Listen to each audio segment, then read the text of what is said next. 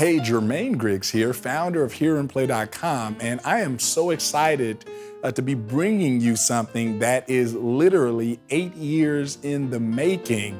Yes, it was 8 years ago that I introduced you to James Rubel in our Jazz 101 and Jazz 201 training series. And one thing that was really interesting is on the back of the cover, we advertised Jazz 301, which was going to take you to even a next level. Now, Jazz 101 covers so much about 12-bar blues and improvisation, and Jazz 201 covers soloing and licks and 2-5-1s, and we promised to bring you Jazz 301, but unfortunately, Jazz 301 never came, and it was pushed aside.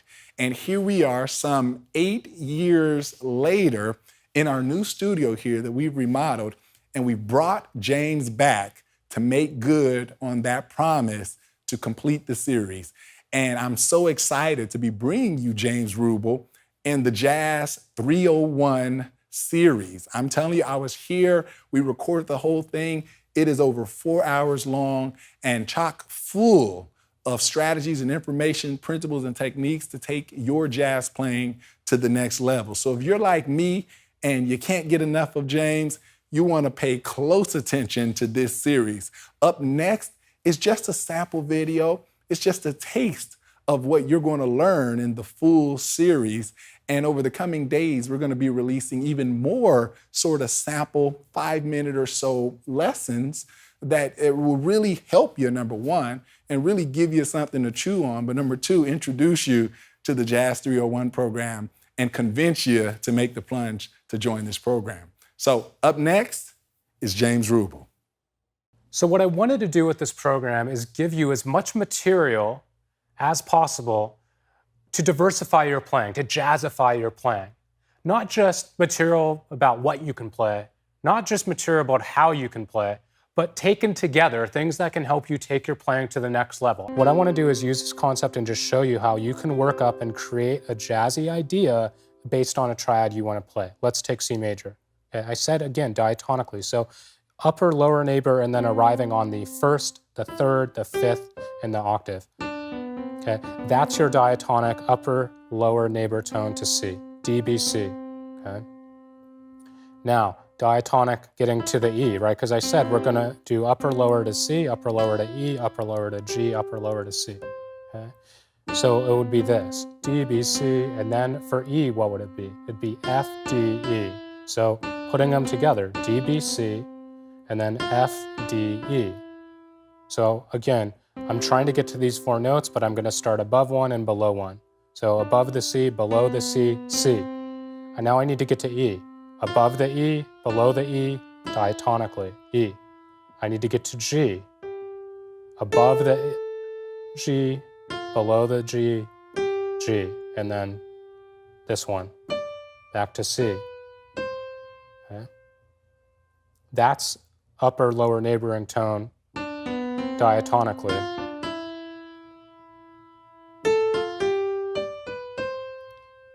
That doesn't mean you can't mix things in, right? You could still use half steps. Those are the half steps away, but that's not part of C major. So the idea of upper, lower neighbor can be used diatonically over C major, or just say, you know what, I'm still going to enclose chord notes. I'm still going to use this concept, but let me mix it up. There's diatonic, there's not diatonic, there's diatonic. There's all sorts of different stuff that you can do. You can also do lower upper. All right, so I'm going lower upper 1, first degree. Then I'm doing lower upper 3, third degree. Then I'm doing, to get to this 5th degree, lower upper 5th degree, and to get to the C, lower upper C, to that degree. Okay.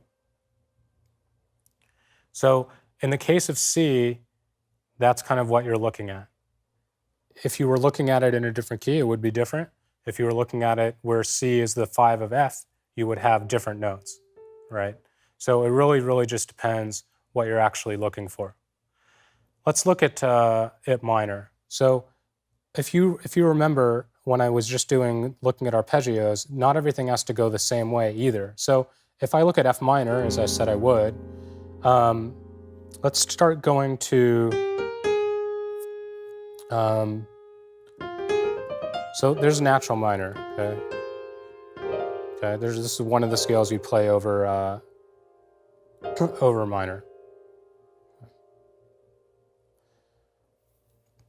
Or Dorian, which is effectively D to D if you look at that from a modal perspective. Okay. Minor 1, 2, 3, 4, 5. 6 is actually major. So minor, 6th is actually major. So that's using a Dorian mode, and that's something that I go over in JITC. So I'm going to use it this way over F minor. So just so you know the harmony I'm basing it on.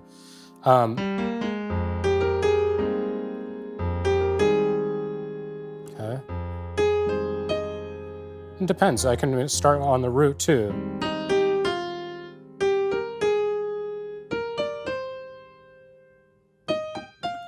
Or do the 1, 3, 5, 7.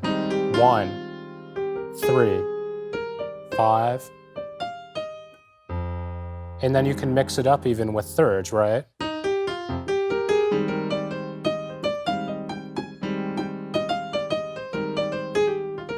Okay, two concepts kind of mixing together, arpeggiated thirds and this upper lower neighboring tone kind of concept. Hey, thanks for going with me and taking a look at that clip. That's something I really enjoy. I hope you did too. It's something I use all the time and definitely wanted to get that shared with you. Keep your eyes peeled for another one in the works.